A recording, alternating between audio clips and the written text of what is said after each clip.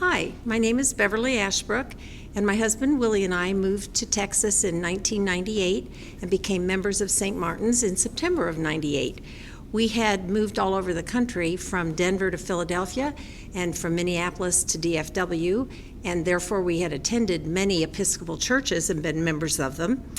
And we were going through our normal routine of finding a brand new church, and we came to St. Martin's.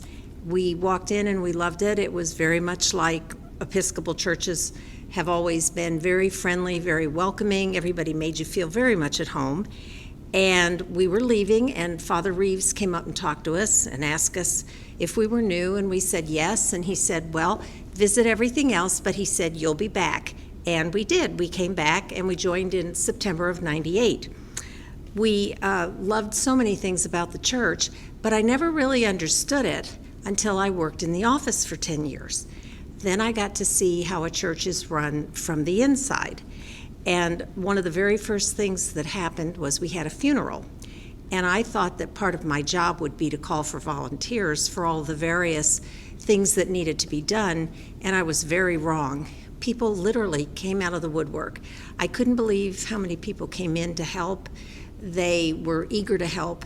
And it was extremely heartwarming to me because I had never been on the inside and realized how many people it takes to put on something like a funeral. So I loved the church even more after that. We have always done a lot of wonderful things in St. Martin's. And of course, at this time of the year when we're having our stewardship campaign, I'm reminded of a conversation I had with my dad when he was the treasurer of his church after he retired to Florida. He was spending 8 hours a day redoing their accounting system. He was an accountant by trade, and he was very involved in it, and I was talking to him about it, and I said, my goodness, I'm here visiting and you're at church all day. And I said, I thought you had retired. And he was telling me how important it was. And I said, well, I'm someone who doesn't really like to pledge, Dad. I just don't think churches should be asking me for money. I said, it makes me uncomfortable.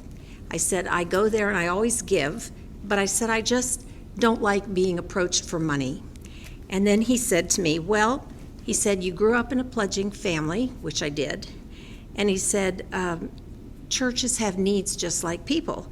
He said, you need to think about all the wonderful things you like about your church. And so we talked about the fact that I loved baptisms, weddings, I loved confirmations, Sunday school. I liked the way the church brought me communion if I was sick. I liked the way the priest was always there when somebody had a real heartbreaking need, like a death or a long illness. They would be at the hospital very often at 5:30 in the morning. They were very selfless about it, and I wanted that. When my daughter, youngest daughter, was married in Kansas City, we had the Episcopal service. Father Reeves came up, and at the reception, a lovely man who was a longtime friend of the groom's family approached me, and he said, I'm a lifelong Baptist. And he said, I want you to know this is the most beautiful wedding I have ever attended. He said, I love the fact that it was very religious, and he said it was just plain beautiful. And I thought, well, those are the things I like about the church. That and a lot of our friends are members of St. Martin's. So I guess I want to make sure those things, those things are going to be here for myself and my family.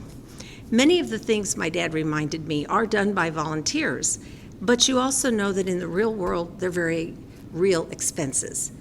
You have to maintain a building, you have salaries, you have operating costs for just a few. But he said, think about this. It's difficult to budget and to plan for the year and for all the ministries and all the services that you want if you don't know how much money you're going to have. And not only do you know how much money you're going to have, he said, you're just hoping people will give you enough to do the things you want to do. That's why we ask people to pledge. And I thought, well, you're right. By pledging, we're all also giving a gift to St. Martin's, but we're also giving a gift to ourselves.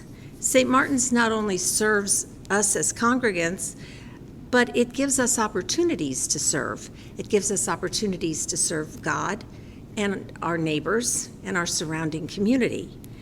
And much of the money we receive goes out to our ministries that allow us to have opportunities to go out and do things in the community and for other people.